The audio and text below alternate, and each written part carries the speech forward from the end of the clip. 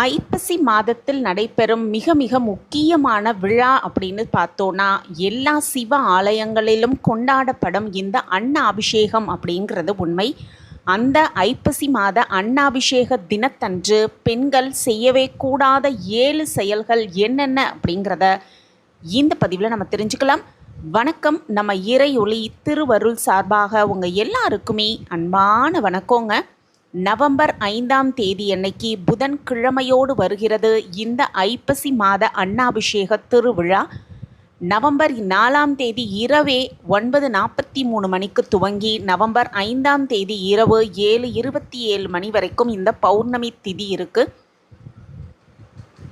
இந்த ஐப்பசி மாத அன்னாபிஷேக தினத்தன்று பெண்கள் சில விஷயங்களை கண்டிப்பாக செய்யவே கூடாது. அதில் முக்கியமான 7 விஷயங்கள் என்னென்ன அப்படிங்கிறத இப்போ நம்ம ஒவ்வொன்றா தெரிஞ்சுக்கலாம். முதல்ல அன்னாபிஷேகம் அப்படின்னா என்ன அப்படின்னு தெரிஞ்சுக்கிட்டு அந்த நாளில் செய்யக்கூடாத செயல்கள் என்னென்ன அப்படிங்கிறத ஒவ்வொன்றா தெரிஞ்சுக்கலாம். சுத்தமான பச்சரிசியை நல்லா குழைவாக வடித்து அதை நல்லா ஆற வச்சுட்டு அதற்கு பிறகு அந்த அன்னத்தை கொண்டு சிவபெருமானின் லிங்க திருமேனி முழுவதுமே போர்த்தி விடுவார்கள் அப்படின்னும், அதோடு சேர்ந்து காய்கறிகள், பழங்கள் இது எல்லாத்தையும் கொண்டு சிவபெருமானுக்கு அபிஷேகம் செய்து வழிபடுவார்கள் அப்படின்னும், ஐப்பசி மாத பௌர்ணமியில் நடைபெறும் இந்த அபிஷேகத்திற்கு மகா அன்னாபிஷேகம் அப்படிங்கிற ஒரு பெயரும் இருக்குது.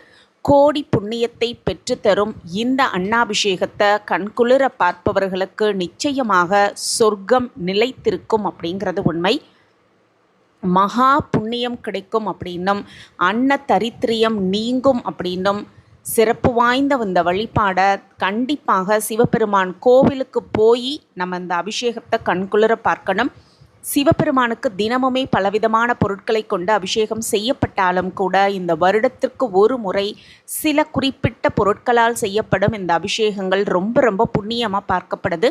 கார்த்திகை மாத சோமவாரமான திங்கட்கிழமையில் செய்யப்படும் சங்காபிஷேகம் எப்படி சிறப்பு வாய்ந்ததோ அதே போல ஐப்பசி மாத பௌர்ணமியில் சிவனுக்கு அன்னத்தால் அபிஷேகம் செய்யப்படுவது ரொம்ப ரொம்ப சிறப்பு வாய்ந்ததே அப்படின்னே சொல்லுவாங்க. அந்த சிறப்பு வாய்ந்த அற்புத நாளில் வீட்டின் மகாலட்சுமிகளாக இருக்கும் பெண்கள் கண்டிப்பாக தவிர்க்க வேண்டிய சில விஷயங்கள் அப்படிங்கிறத நம்ம முதல்ல தெரிஞ்சுக்கிட்டு அன்றைய நாள் முடிந்தவரை அந்த செயல்களை செய்யாமல் இருப்பது ரொம்ப ரொம்ப சிறப்பு வாய்ந்தது. அது என்ன அப்படிங்கிறத இப்போ நம்ம ஒவ்வொன்றா தெரிஞ்சுக்கலாம்.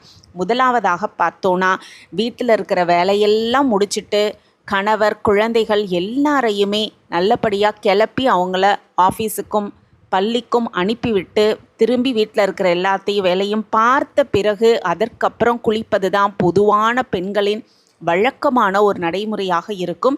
ஆனால் ஐப்பசி மாத அன்னாபிஷேகம் முக்கியமான அந்த திருவிழா அன்னைக்கு பெண்கள், வீட்டின் மகாலட்சுமிகளாக இருக்கும் பெண்கள் கண்டிப்பாக அதிகாலையில் குளித்து விடுவது ரொம்ப ரொம்ப நல்லது. அன்றைய தினம் குளிக்காமல் காலை உணவை எடுத்துக்கொள்ளவே கூடாது அப்படிங்கிறது மிக மிக முக்கியமான ஒரு விஷயமா சொல்லப்பட்டிருக்கு. காலையில் எழுந்து குளித்த பிறகு சமையல் அறைக்கு போய் சமையல் செய்து அந்த அன்னத்தை கண்கொண்டு ஒற்றி கொண்டு அதற்கு பிறகு சமையல் செய்து நிரந்தர அன்ன தோஷம் இல்லாமல் நம்ம வீடு இருக்கணும் அப்படிங்கிறத மனசார வேண்டிக்கிட்டு அன்னலக்ஷ்மியையும் அக்னி பகவானையும் மனசார வேண்டிக்கிட்டு சிவபெருமானின் பஞ்சாட்சர மந்திரத்தையும் ஓம் நமச்சிவாய அப்படிங்கிறத சொல்லிவிட்டு அன்றைய நாளில் சமையலை துவங்கி வீட்டில் இருக்கிற எல்லாருக்குமே தேவையான வேலைகளை செய்து அவங்களுக்கு உணவு பரிமாறி அதன் மூலம் திருப்தி அடைவது அப்படிங்கிறது அன்றைய தினம் பெண்கள் செய்ய வேண்டிய மிக மிக முக்கியமான ஒரு விஷயமா சொல்லப்பட்டிருக்கு. அடுத்தது பெண்கள் செய்யவே கூடாத விஷயம் அப்படின்னு பார்த்தோன்னா, அன்று வெறும் நெற்றியோடு இருக்கவே கூடாது. அதே போல் நாகரீக உடையை அணிந்து கொள்வது ரொம்ப ரொம்ப சிறப்பு. அநாகரீகமாக உடை அணிவதை தவிர்த்துவிட்டு நாகரீகமாக உடையை அணிந்து கொள்வது ரொம்ப ரொம்ப சிறப்பு. அதே போல் தலைவிரி கோலமாக இருக்கவே கூடாது. அன்றைய தினம் நகம் வெட்டவே கூடாது. அதே போல் முடிய சரி பண்ணுறேன் அப்படின்னு சில பேர் ஷார்ட் ஹேர் பண்ணுவாங்க. அந்த மாதிரி வேலைகளையும் அன்று தவிர்த்து விடுவது ரொம்ப ரொம்ப நல்லது. அதே போல் அன்றைய தினம் அன்னம் வீட்டில் சமைக்காமல் இருக்கவே கூடாது அப்படின்னும், சமைத்த அன்னத்தை அன்றைய ஒரு நாள் மட்டும் வீண் செய்யாமல் தேவை எவ்வளவோ அவ்வளவு மட்டும் வைத்து அந்த அன்னத்தை நிறைவான உணவாக வீட்டில் இருக்கிற எல்லாருமே அதை உண்பது ரொம்ப ரொம்ப சிறப்பு. அன்றைய தினம் சமைக்காமல் ஹோட்டலில் வாங்கி சாப்பிட்டுப்பது, இந்த மாதிரி விஷயங்களை தவிர்த்து விடுவது நிறைவான அந்த அன்னத்திற்கு முக்கியத்துவம் கொடுக்கும். அந்த அற்புதமான நாளில் அன்னத்தை சமைத்து வீட்டில் இருக்கிறவங்க எல்லாருமே சேர்ந்து உண்பது அப்படிங்கிறது மிக சிறப்பான ஒரு விஷயமா சொல்லப்பட்டிருக்கு.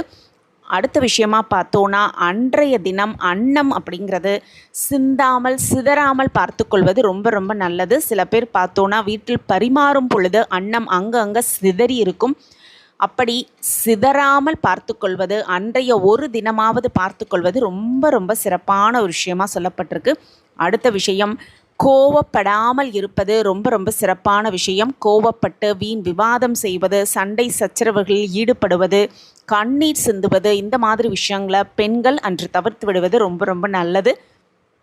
அதே போல் கடன் வாங்குவதோ கொடுப்பதோ அல்லது கைமாறு அப்படின்னு சொல்ல மாதிரி நகையை மற்றவர்களுக்கு கடனாக கொடுப்பது, இந்த மாதிரி விஷயங்களை தவிர்த்து விடுவது ரொம்ப ரொம்ப நல்லது அப்படின்னே சொல்லப்பட்டிருக்கு. அதே போல் அன்றைய தினம் சமைக்காமல் கண்டிப்பாக இருக்கவே கூடாது. கூடுமானவரை அன்னத்தை வைத்து எம்பெருமான் ஈசனுக்கு அதை நெய்வேத்தியமாக வைத்து வழிபாடு செய்வது ரொம்ப ரொம்ப சிறப்பு.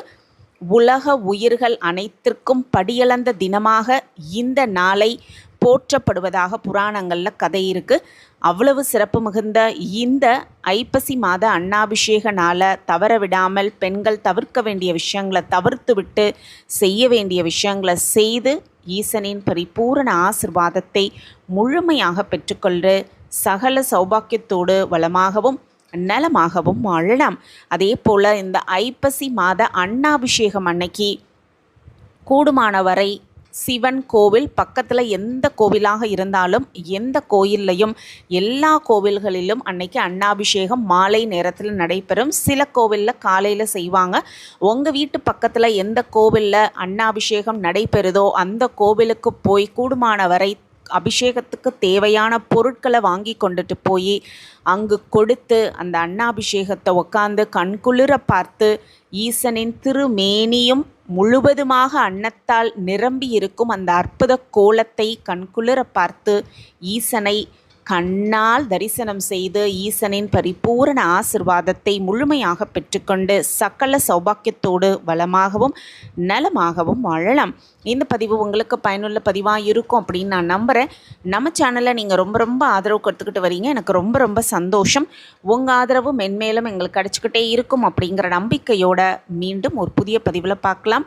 இந்த பதிவு உங்களுக்கு பிடிச்சிருந்ததுன்னா மறக்காமல் லைக் பண்ணுங்கள், ஷேர் பண்ணுங்கள், அப்படியே ஒரு கமெண்ட்டையும் போட்டுருங்க. உங்கள் கமெண்ட் தான் எங்களுக்கு மிகப்பெரிய ஒரு ஊக்கமாகவே இருக்கும். மீண்டும் ஒரு புதிய பதிவில் பார்க்கலாம். நன்றி, வணக்கம்.